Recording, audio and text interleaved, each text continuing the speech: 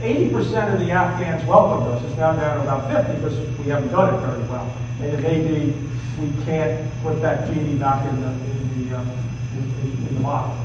I don't think you have to create, you'll never create a unified Afghanistan. What you want to do is create a stable thing, and the central government has some powers, and the local people can kind of do their own thing. What you got to do, I hate to get into it, but you don't want it to become a narco state either.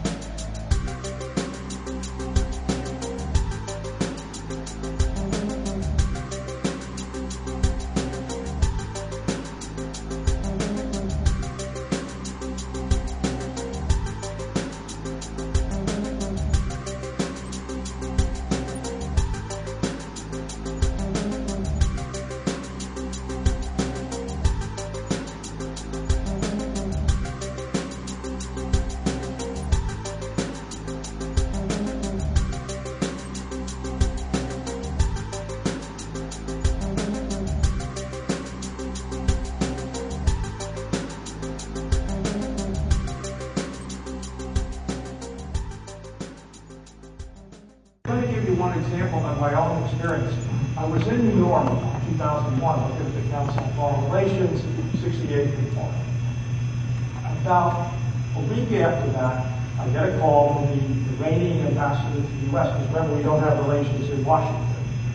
And I, at that time, was vice president, one of those big titles. He said, I'd like you to come over for dinner with some of your scholars who work on that part of the world. So I went around, this is late September 2001. And basically he said, we want you to convey this message to the government. We're with you in Afghanistan. We don't like the Taliban. We don't like this narco stuff. We don't like Al-Qaeda. We'll do whatever we can to help you. Well, I think they had an exaggerated opinion of the Council on Foreign Relations, because I'm sure the government, what we did, I called Condi Rice. Now, come 2002 January, Bush gives the Axis of Evil speech. I get a call from the ambassador, this time no dinner. Okay, I mean, really, what the heck is going on?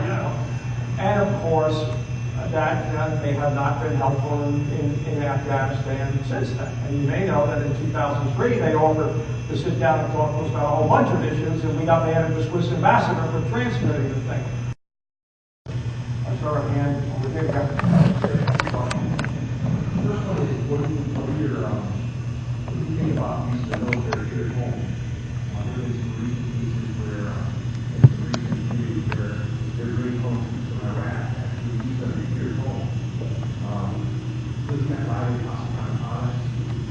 Beginning in October, the Army plans to station an active unit inside the United States for the first time to serve as an on-call federal response in times of emergency. The 3rd Infantry Division's 1st Brigade Combat Team has spent 35 of the last 60 months in Iraq, but now the unit's training for domestic operations. The unit will soon be under the day-to-day control of U.S. Army North, the Army service component of Northern Command. The Army Times reports this new mission marks the first time an active unit has been given a dedicated assignment to Northern Command. The paper says the Army unit may be called upon to help with civil unrest and crowd control. The soldiers are learning to use so-called non-lethal weapons designed to subdue unruly or dangerous individuals and crowds. Doesn't that lie in there is some live exercises in the rest of those in Iowa last month that actually got stopped. Is there anything about that in your thoughts? Well, you got to be careful. The National Guard, when it's not mobilized, is under the governor. Okay, and you can use the National Guard in a state function, and that does not violate posse comitatus. Okay. What do you use other experience? You usually go to towns or even more than these are. Well, yeah, okay, but then, and that was an interesting legal question. Whose authority were they under? And basically, they were under the control, theoretically, of the governor. You had a general in there who coordinated. And remember, the admiral was the Coast Guard. got, down there. But yeah, that's a lot of people have argued we're going to drop that now, given the fact we might have a terrorist attack and so on and so forth. But the president can announce that he's rescinding it temporarily. Johnson did it in '68. We had riots in Detroit at the height of, after Dr. King's death and people protesting the war. The first President Bush sent Marines to Los Angeles after the Rodney King, and the governor, see what happens, the governor has to say, my National Guard can't handle it, can you send an active? And if you're requested, we can do that. In fact, if you go back and look at the history of Katrina, it was one of these things Bush kept saying, the governor hasn't asked me, you see, and that delayed the thing. We got a quick last question next, sir. Yeah. Make it easy. I know you talked about Afghanistan, but I don't think you said why we're in Afghanistan.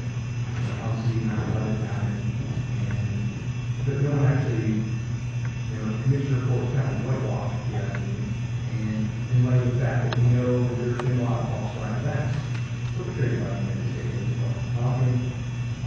Operation Gladio in Europe, U.S. Liberty incident. Why wasn't there a proper investigation of 9/11? And do you support an investigation? Well, you did have the 9/11 Commission. Again, whether I'll leave it up to you to judge. I think that. We the commissioner said it was stifled the murders of Papa. No, okay. Lee and I write in our book that we think the commission in many ways was set up to fail because we had not enough money. We didn't have enough time. We'd been appointed by the most partisan people in Washington, the leaders of the House and Senate. All right. Well, you had did not even want to have the 9/11 Commission. They thought that if it were not for the victims, really push it. No, I agree. And they talk about now. I'm not as worried about putting people in jail, but I think we ought to investigate and see what happens so we don't do it. We don't do it again. Because go back and look at your history in the '70s when we had the Church Commission, we found out that some of the things that were going on that we really didn't know and we shouldn't have been involved with. Listen, thank you all very much. It's great to be back here.